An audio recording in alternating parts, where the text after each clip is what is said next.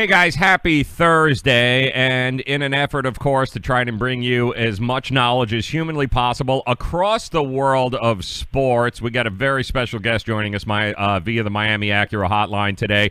It is David Eversole. He is the executive director of a place you guys have to be tailing on Twitter. If you want to know what's going on with Miami sports, and you want to follow the teams, whether it be the Hurricanes, the Heat, well, nobody follows the Marlins, but the Dolphins, anything along those lines, this is the place that you want to go on Twitter. It's at Miami Sports Wave. David joins us. And David, thank you for taking some time to hang out with us, my friend. Absolutely, Joe. Thanks so much for having me on. So give the viewers, give the listeners just a brief background of Miami Sports Wave, how it started, what you guys do, all of that good stuff. Sure. Miami Sports Wave started in 2017 as a project of mine. I'm a professional medical billing company owner and a freelance writer in my spare time. So I started the Miami Sports Wave as sort of a passionate hobby, but then it started to gain traction and people started to really give us good positive feedback. So I decided to expand the operation, started bringing on writers, covering all the teams. And we're really building something solid here. We have a great new, fresh approach to how we present sports and how we cover the teams.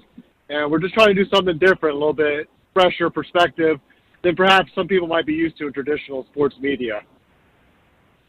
And you never, David, seem to have a lack of content here in South Florida. I mean, those that live in the 305, the 954, and the 561, you guys understand what just a dumpster fire most of these teams are. And we never seem to be talking about what's actually going on the court or on the field. We're always talking about all the crap that happens off of it. So you guys you got a lot going on over there right now.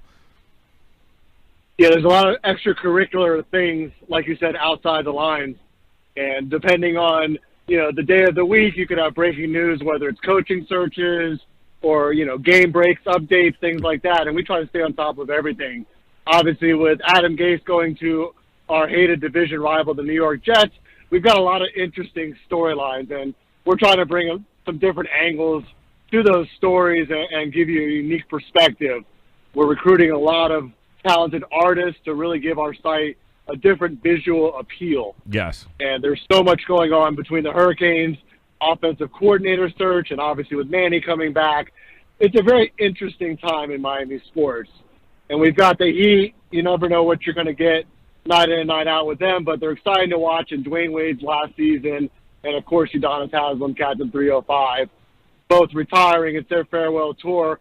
We definitely have a lot to cover and a lot to bring to the fans in the area. David Eversole, Executive Director, Miami Sports Wave. Make sure you guys are tailing him on Twitter at Miami Sports Wave, MiamiSportsWave.com. Everything that is South Florida sports can be found at this website and, of course, on Twitter. And we're looking at the logo right now. I've got it up on the screen, and that is some pretty cool stuff, man. I mean, you got the dolphin, you got the helmet, you got the turnover train, you got the chain, you got the U, you got this is a pretty cool, whoever the artist was on this, hats off, man. That's a pretty cool logo you got rolling right now.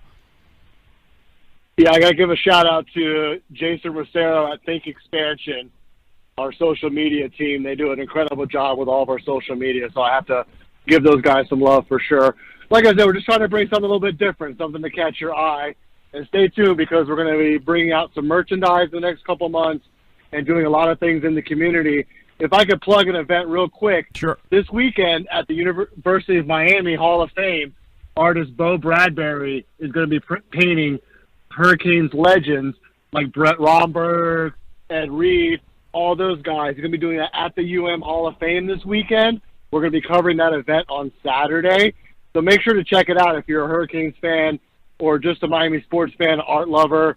Bo does incredible work. So, please make sure to check that out if you have a chance. Awesome stuff. David Eversole. It's at Miami Sports Wave, Executive Director, one of the cool new up-and-coming places that you guys can go to get all the latest up-to-date information on the South Florida teams. And, a lot is going on right now.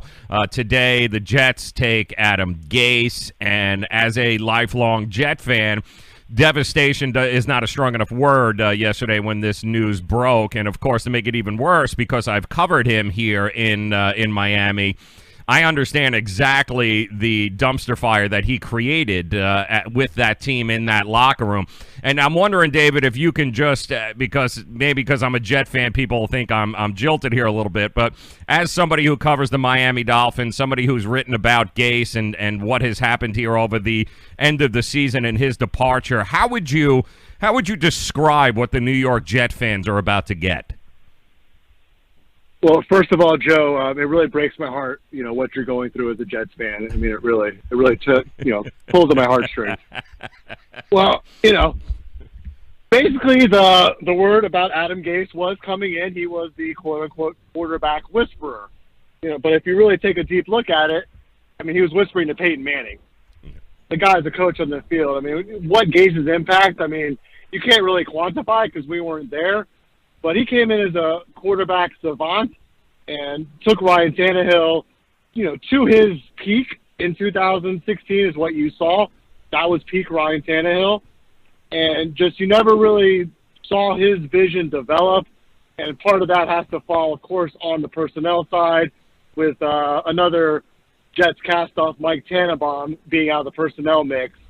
He did inherit some of those bloated salaries, deficient offensive line. But the fact is he didn't get the job done as the CEO of a team. He didn't balance the egos in that locker room. And it seemed like the players kind of checked out in the last 2 weeks. Despite nothing to pay for, they're still professionals. It just seems like his message wasn't well received by the team. And Ross had to clean house. It just had to be done. And the promotion to Chris Greer to EVP was a real good move, and I'm hoping they get this coaching search right. Well, I mean, speaking of another coaching search, it's been kind of crazy here. University of Miami over the last month, too, has gone through just a whole roller coaster of emotions. Mark Richt makes first he get blown out in a bowl game by Wisconsin again in New York, and then Mark Richt steps down. Nobody really saw that coming, and that comes off the heels of the guy who was supposed to be the heir apparent ends up taking a job at Temple and Manny Diaz. And then, for 24 hours, it's a guessing game who's coming in, who's not. And then all of a sudden, we're right back to where we started from. Manny Diaz, now the head coach, University of Miami. I would say, for those that are outside of the scope here, Manny Diaz was the right hire, was always the guy that should have been taking over this team once Mark Richt retired, whenever that would have been. Is that fair to say, David? Yeah, I definitely agree with it. And also, I think Temple deserved it for giving us Al Golden. So, a little bit of karma back their way. And on top of it, we took their strength and conditioning coach, David Feely, which is another solid hire for the U. But, yeah, I definitely think bringing back Diaz was the right move. There was a certain, if you will, the defense carried the team. And that was it. It was really Manny leading the show as far as getting the team to where it eventually ended up. And the offense was obviously holding the team back. So elevating Diaz to that position definitely seemed like a natural, smart move. He's tuned into the local recruiting. He knows what he's doing. It's going to be a pretty seamless transition. Obviously, the offensive coordinator search has become interesting. Is it Major Applewhite? Is it not Major Applewhite? Is it Major Applewhite again? And now you're hearing rumblings of T. Martin from Tennessee, the OC there. Now he's entering into the mix. So once he gets that figured out, and also Jalen Hurts, there's a little bit of rumbling about him possibly transferring from Alabama. There's a little bit of buzz from him coming down to play at the University of Miami. He could transfer without losing a year of play time.